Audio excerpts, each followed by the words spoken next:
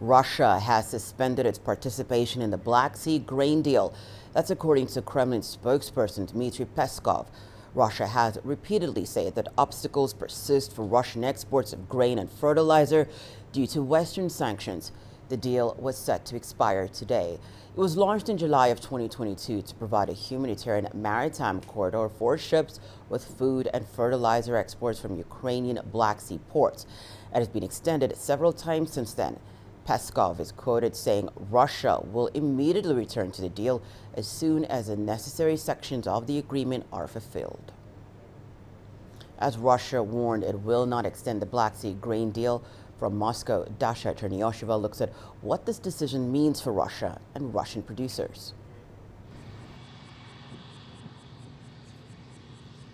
The Black Sea grain deal hasn't had much impact on Russia or its farmers, meaning that this latest news is largely being met with a shrug.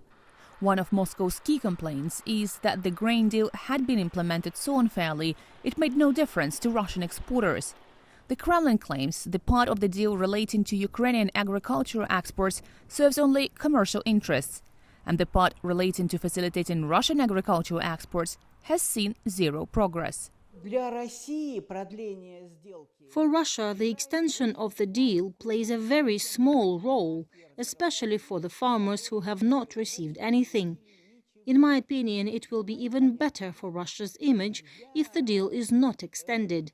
Because in that case, as Putin said, those poor countries in Africa that did not get anything under the grain deal, or no more than 3% from those agricultural products, will instead be supplied with grain from Russia as part of the food aid. Russian officials have said that contrary to the noble goals of the deal to supply the poorest countries in need, the main beneficiary of the deal was the European Union, while Brussels claims 57% of the grain went to developing countries. The volume of grain that the poorest countries received, and I repeat this, is a little over 3%. We will be ready to deliver to the poorest countries free of charge. Moscow also complained about Ukraine's use of the grain deal's sea corridors to launch marine drones. The destruction of the Telyati-Odessa ammonia pipeline was seen as yet more proof that the West was not interested in the deal's extension. For Russian producers, this deal does not play any role at all. It only harms them in terms of sales markets. It doesn't help Russian producers in any way. It was promised there would be relief for Russian grain exports, but there's no relief. We didn't expect it, but it was clear from the very beginning that none of this would work. Russian agricultural producers are now expected to continue exporting as they have been exporting after February 24 last year. Those involve problems with insurance and freight that have become unprecedentedly expensive, as well as the lack of access to SWIFT payment system, making transactions far more complicated. Russian exporters say they are now used to those roadblocks, but continue to experience negative consequences.